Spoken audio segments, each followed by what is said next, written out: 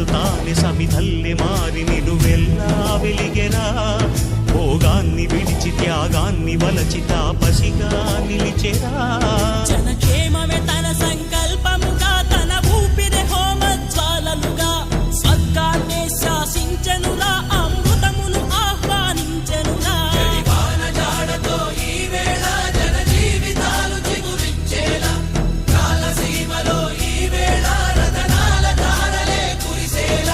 కల్లు కల్లు మని సిరిమూవల్లే చినుకే చేరగా, జల్లు జల్లు మని పులకింతల్లు పుడమే పాడగా, హరివిల్లు ఎత్తి కరిమబ్బు వాన బాణాలే వేయని, నిలువెల్ల మంచు వడగళ్ళు తాకి కడగళ్ళే తీరని.